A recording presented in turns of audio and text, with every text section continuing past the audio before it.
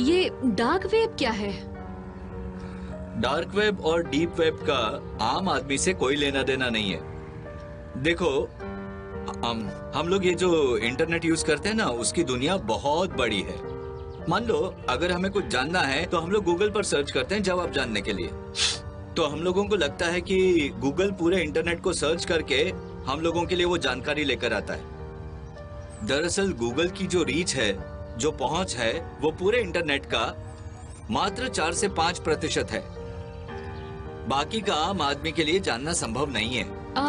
और बाकी का 95% इंफॉर्मेशन? वो हमारे पहुंच के बाहर की चीज है।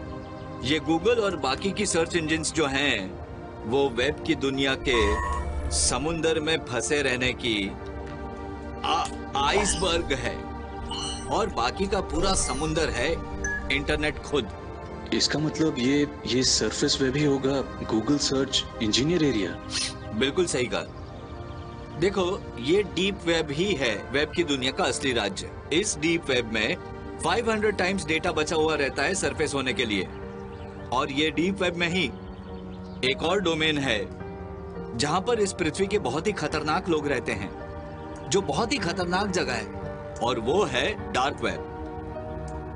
ये डार्क नेट के जरिए चलता है। डीप वेब को समझे बिना डार्क वेब को समझना मुश्किल है। देखो, डीप वेब में एंटर करने के लिए proper user ID, password, application code, ये सब एक्सेस करना पड़ता है। इसके बगैर एंट्री नहीं कर सकते। ये सब गूगल इंडेक्स नहीं करता है, इसलिए ये सब गूगल सर्च इंजीनियर ऑपरेट नहीं करते हैं। क्यों? क्योंकि लगभग सभी सरकारी संस्था और बहुत सारे एमएनसी उनके हाईली सेंसिटिव डेटा को इसके जरिए लिंक करते हैं, और ये एक लीगल प्रोसेस है। अगर ये सब सरफेस के जरिए करेंगे तो साधारण हैकर्स इसको डुप्लीकेट कर पाएंगे। लेकिन अगर वही साइट गूगल ब्राउजर में रहेगी ही नहीं तो उसका एग्जैक्ट यूआरएल और कोड किसी और को पता चलना संभव ही नहीं है। सिर्फ सेंडर और रिसीवर को ही पता रहेगा। बाय द वे, तुम्हारा कंप्यूटर से रिलेटेड क्या फंडा है, बताओ? वही फेसबुक, ट्विटर, इंस्टाग्राम, यूट्यूब। हाँ, आम आदमी के लिए इससे ज्यादा न जानना ही अच्छा है।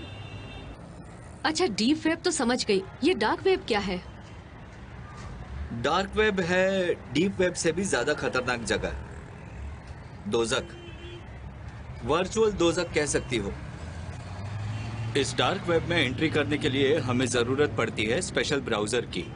हम लोग जिस सरफेस से अलग अलग वेबसाइट्स विजिट करते हैं ना, और डाउनलोड करते हैं, हम लोगों की ये सारी हिस्ट्री इंटरनेट सर्विस प्रोवाइडर के पास रह जाती है।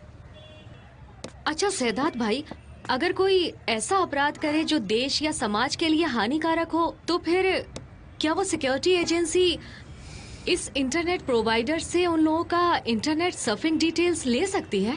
जरूर ले सकती है, 100%। और वो लोग पकड़े जाएंगे। सिर्फ इसी वजह से दुनिया भर के बुद्धिमान लोगों ने यह तय किया कि सरफेस वेब और डीप वेब के अलावा भी एक अलग टेरिटरी इंटरनेट में तैयार करने का, जहां पर आउटसाइडर की कोई दादागिरी नहीं चले, लेकिन एक्सपर्ट लोग अपना रोजमर्रा का काम वहां से कर पाएंगे। इसी आइडिया से जन्म हुआ अमेरिका के नेवी में फर्स्ट डार्क वेब का।